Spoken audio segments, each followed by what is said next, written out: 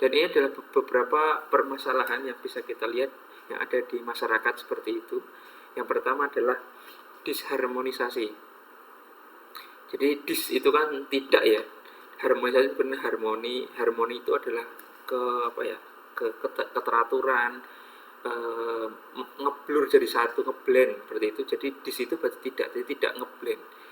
Pasti ya, karena keberagaman itu tidak ada yang tidak sesuai, sehingga tidak semua hal itu bisa diharmonisasi seperti itu. Yang kedua adalah perilaku deskriptif terhadap etnis atau kelompok masyarakat tertentu akan munculkan masalah yang lain, yaitu kesenjangan dalam berbagai bidang yang tentunya tidak menguntungkan bagi kehidupan berbangsa dan bernegara. Ini terjadi di tahun 98 ya. Jadi ketika krisis moneter itu etnis Tionghoa itu sangat dirugikan karena banyak orang-orang yang menjadi gila ya di tahun-tahun itu.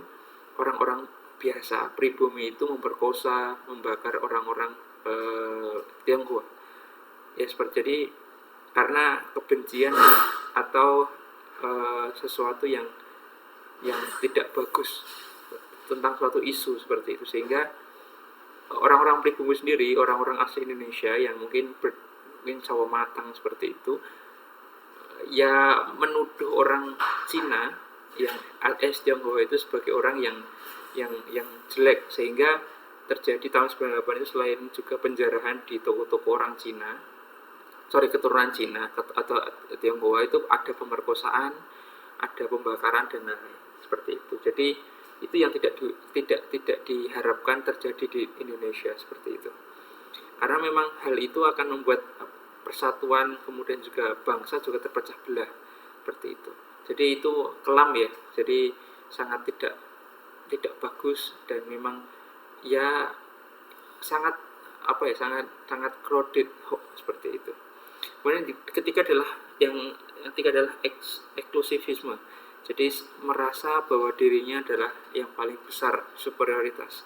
Ini terjadi mungkin ya juga di masa lalu. Contoh-contoh yang paling bisa kita lihat adalah ketika kepemimpinan Bapak Soeharto seperti itu. Kita tahu bahwa kepemimpinan Bapak Soeharto itu tidak selamanya tidak sebagus yang kita lihat ya. Ada beberapa hal yang mungkin kita bisa lihat bahwa itu tidak baik karena memimpin 32 tahun seperti itu, kemudian juga banyak korupsi dan lain-lain. Merasa kalau menjadi presiden itu adalah eksklusif dan itu ya. Tapi memang ini hanya contoh ya. Jadi tidak melulu itu suatu hal yang saya kritisi, enggak, cuma contohnya seperti itu. Ataupun contohnya ada orang yang mungkin merasa lebih tersohor di suatu daerah atau terkaya, itu kan kadang-kadang ada namanya eksklusif seperti itu. Nah, itu yang permasalahan yang biasanya terjadi, yang bisa menggoyahkan persatuan dan kesatuan. Oke, sesuai dengan tujuan mata kuliah ini adalah karena pendidikan sosial dan budaya, maka pendidikan yang diajarkan atau saya sampaikan ini adalah tentang bagaimana kita menyikapi suatu fenomena yang ada di masyarakat, tentang sosialnya dan kebudayaannya seperti itu. Sehingga diharapkan ketika kalian sudah mendapatkan mata kuliah ini, maka hal-hal yang seperti perbedaan, kemudian juga keragaman, kemudian itu akan bisa tidak terjadi seperti itu. Semua akan harmonis, kemudian juga tidak ada perilaku diskriminatif, kemudian ataupun eksklusif seperti itu. Oke, lanjut lagi. Nah ini beberapa hal yang bisa kita pelajari, dan ini saya ambil dari ajaran dari Pancasila seperti itu. Jadi ada beberapa hal yang bisa kita lakukan ya. Yang pertama adalah semangat religius. Ini jelas, saya yakin semua agama Islam, agama Kristen, Katolik, Hindu, Buddha, Konghucu seperti itu pasti mengajarkan persatuan seperti itu. Kemudian yang kedua adalah semangat nasionalisme. Yang ketiga adalah pluralisme, dan keempat adalah dialog antar umat beragama. Yang kelima adalah membangun suatu pola komunikasi untuk interaksi maupun konfigurasi hubungan antara agama, media, massa, dan harmonisasi. Ini sesuatu yang yang saya ambil bersumber dari Pancasila seperti itu. Oke, kita lanjut lagi. Nah, bicara tentang diskriminasi, kita tahu bahwa diskriminasi itu nyata ada di masyarakat ya. Saya yakin orang-orang yang ada di di Indonesia, di Indonesia saja ya, sebagai contoh, melihat orang Papua itu dengan yang berbeda, karena mereka lebih mungkin lebih keriting, lebih hitam kulitnya, tapi memang itu yang memicu adanya diskriminasi.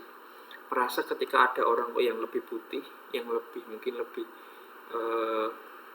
kelihatan fresh seperti itu, putih seperti itu, membuat kalau orang yang berbeda warna kulit itu sangat jelek seperti itu sesuatu yang sangat buruk seperti itu.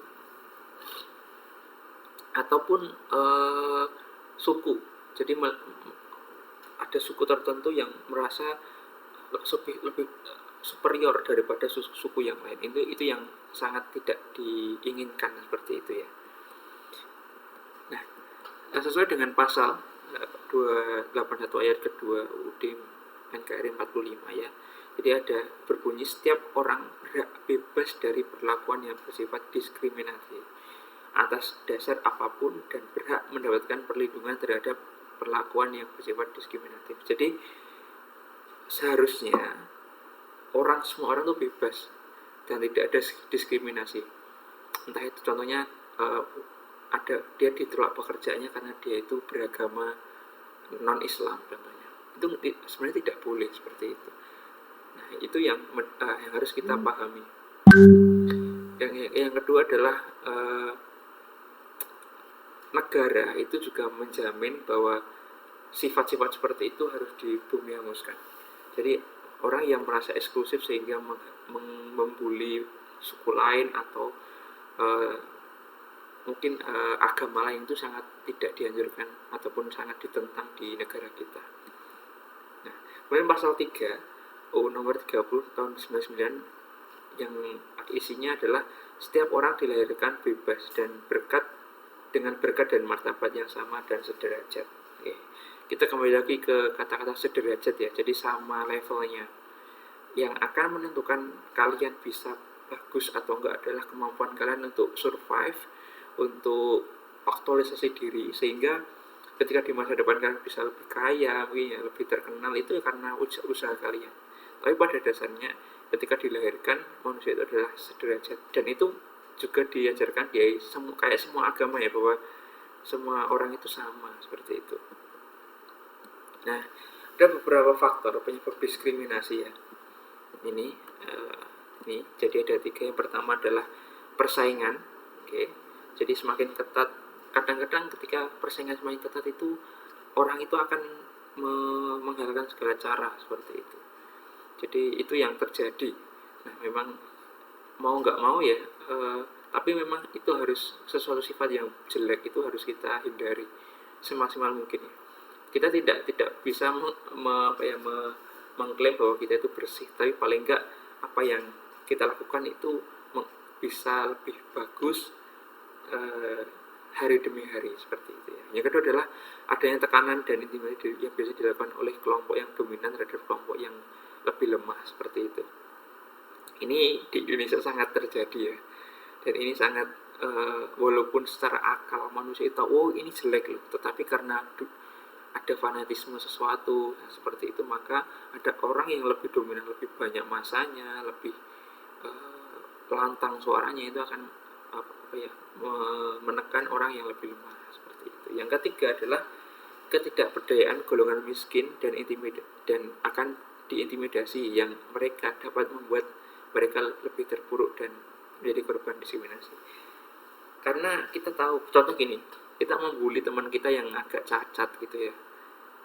Kalau kita, ya pasti mereka juga tidak bisa membalas, karena secara fisik mereka tidak bisa ada kekuatan untuk membalas. Saya yakin orang-orang di sini pernah membuli orang, tapi bagaimana pembulian itu ada kadar-kadarnya seperti itu kan, dan perlu disadari bahwa pembulian itu sangat buruk ya, apalagi ke fisik. Saya yakin mungkin kalian pernah menemui teman-teman kalian yang mungkin agak disabilitas ketika mungkin kalian masa-masa SD, SMP mungkin ya seperti itu, dan itu pasti menjadi bahan ceng-cengan yang ada di lingkungan.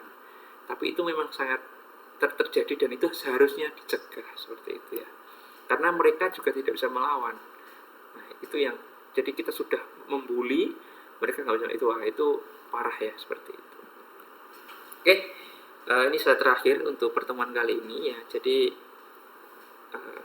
saya berharap ya mungkin bisa dibaca, kemudian saya berharap bahwa dengan adanya mata kuliah ini akan kita terbuka secara pemikiran ya. Jadi saya harapkan bahwa orang-orang yang di sini yang mengikuti mata kuliah saya tidak lagi lebih dewasa dalam menyikapi sesuatu, sehingga ketika kalian lulus, kalian bekerja, berkeluarga ataupun mungkin berorganisasi di masa depan, tidak terjadi hal yang yang yang yang membuat itu tidak bagus. Mungkin kalian akan sadar bahwa itu mau nggak mau akan terjadi di kalian, maka ada filter kalian dengan adanya mata kuliah ini. Itu seperti itu. Mungkin itu untuk pertemuan kali ini. Terima kasih. Akhirul salam. Assalamualaikum warahmatullahi wabarakatuh.